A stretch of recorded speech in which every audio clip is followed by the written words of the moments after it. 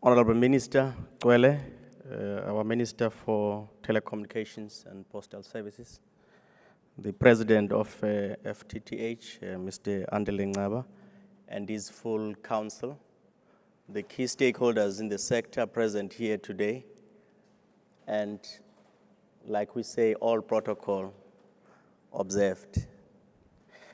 It is a great opportunity for us as SALGA to form part of this event and identify ourselves as part of the key stakeholders towards the advancement of the goals and policy aspirations that our minister has outlined this morning.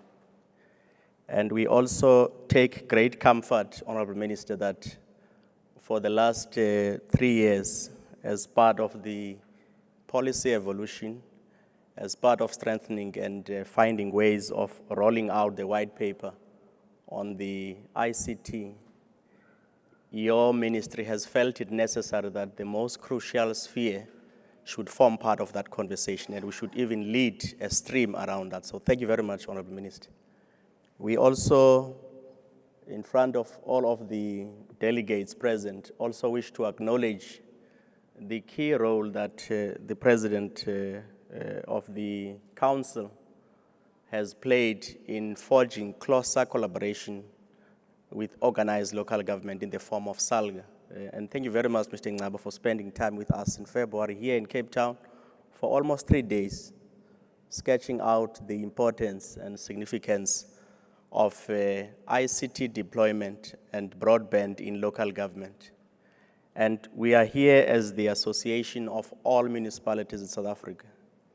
And they comprised of different characteristics of the landscape of our country in terms of major cities, the metropolitan cities, the district municipalities, as well as local municipalities. And when you look at the national policy imperatives around the NDP, you could see the overarching strategic imperative of building capabilities across the state. And there can be no better expectation of that being realized at local government.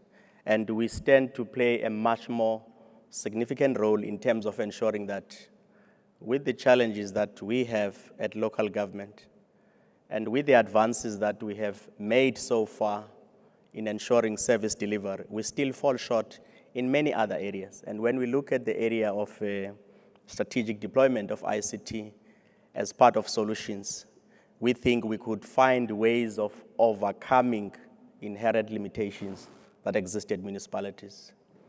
With a vast array of municipalities that we have, 44 district municipalities in our country, where there's significant pockets of poverty, significant expression of inequality, and with deployment of capacities to look at ways in which we view ICT as local government, not just as a modern need elsewhere.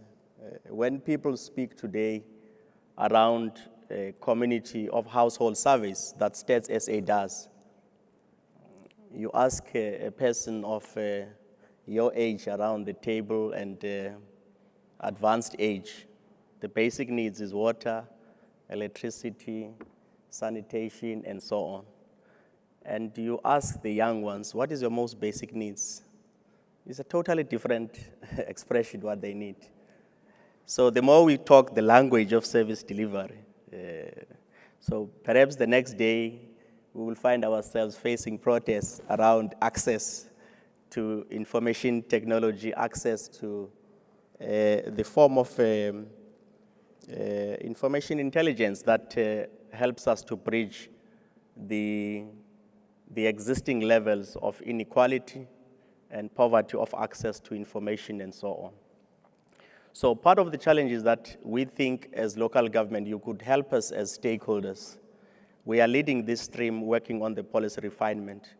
As we deploy fiber across municipalities, we also realize that in many municipalities, there is no standardization of processes. If you have to go and ask for approval of way leaves and other things, You'll find that you go to Tshwane, it's another. You go to Xolile, there's a certain regime to follow. You go to Drakenstein, it's the same. So part of rationalization of the speed at which we must have norms and standards and the pace of approval, we think it will go a long way in facilitating improvements around those areas. We also, as SALGA, identified this particular focus of a broadband rollout as a major priority for the next 5 years. And some of our major cities have started ahead in the absence of a broader policy framework at the time. Johannesburg's rollout of broadband, followed by Ekurhuleni, Nelson Mandela, and George Municipality, and Tshwane, as I've mentioned. But we think that much as those have happened, those are more areas where we can learn so that we can create better appreciation of what is obtaining and how to refine processes so that we can optimize our operations. We looked at the report of States SA that was released last year in June. And we realized that at local government, one of the most frightening speed of migration is happening at municipalities. Intra-mobility of people, but also inter-provincial. We looked at the 10 fastest growing towns in our country over the last 10 years since the release of census. And out of those, it's smallest municipalities where they've received significant increase in population movements. Others almost like double the population they had 10 years ago. Others at averages of 40 to 50. We also have 10 fastest declining towns, small towns. So we started a program, what we call small town regeneration.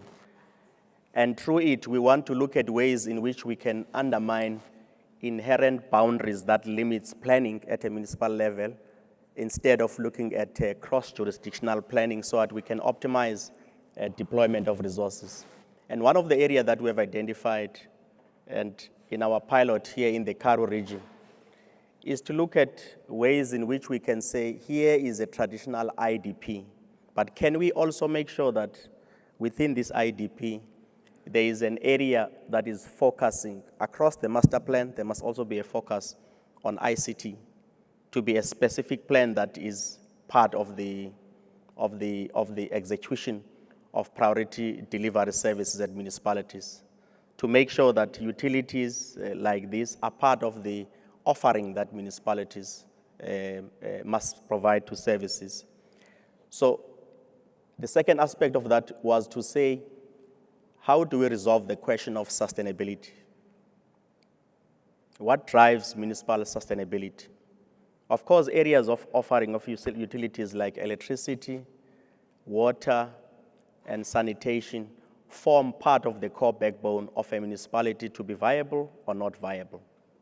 But what we face with the advent of migration, you find that municipalities, even with the current levels of service delivery that they have to provide, the backlogs are also undermined by the age of infrastructure, its ability to allow municipalities to overcome limitations. So technologically outdated billing system, technologically outdated water reading system, technologically outdated electricity reading.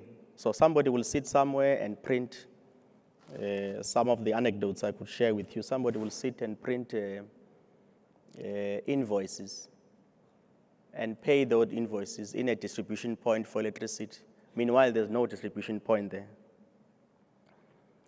How is that possible to happen? It happens because you don't have systems that could undermine the human ability to manipulate processes. So we think that looking at solutions that can come from yourselves as industry, as we partner, we can go a long way of introducing cross-jurisdictional offerings that can help us to undermine the existing limitations of people, process, and outdated technologies. The second part is around ensuring that we can protect the revenue we have. Some of our municipalities, like Johannesburg, painstakingly, over the last 10 years, they had to overhaul fundamentally the water infrastructure. And they are able now to read through, detect where leaks are, and so on. But many of our municipalities with less capacity are unable to do so. So how do we come together in a cusp of a new market opportunity that all of you as industry players, you could help us overcome the limitations we have as a sector, working collaboratively with national and provincial government, and at the same time embrace the new paradigm that information communication technology provides to us as local government. So we need to think much more broader than offering products and look at ways in which we can offer solutions. And we sit with those opportunities as local government, and we really want to say we commit through the partnership that we are starting with FTTH. We have an MOU that we have signed, truly committing ourselves that we think you are a key partner to find ways of overcoming our own limitations. In some of the smaller municipalities that we have, Auditor General year in, year out would sustain findings that are not so good for local government, whether it's disclaimer or inability to produce financial statements. And we looked at the report between 2011 and 2016 as SALGA. We had about 10 municipalities that consistently for 10 years received disclaimer of audit opinion. And when you look at it, the main issues could be resolved through ICT deployment, new cloud computing, and other things that are there. So you sit in a small municipality in OR Tambo in the Eastern Cape, and AG comes, is looking for audit source documents. It's difficult. Archaic forms of systems are there. So you need to find files so and so. And how do we make sure that we can, through those measures, deploy capabilities and capacities to make sure that record management systems can be strengthened, revenue management systems can be enhanced, and other technologies that can help us make better use of information technology, human resource management, and so on.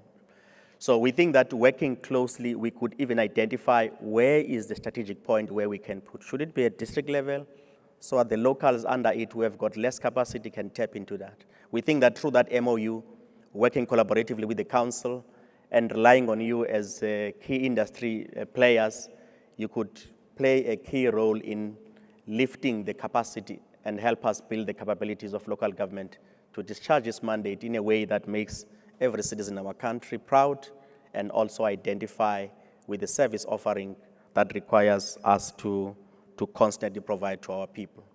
And we would like to congratulate you for this day.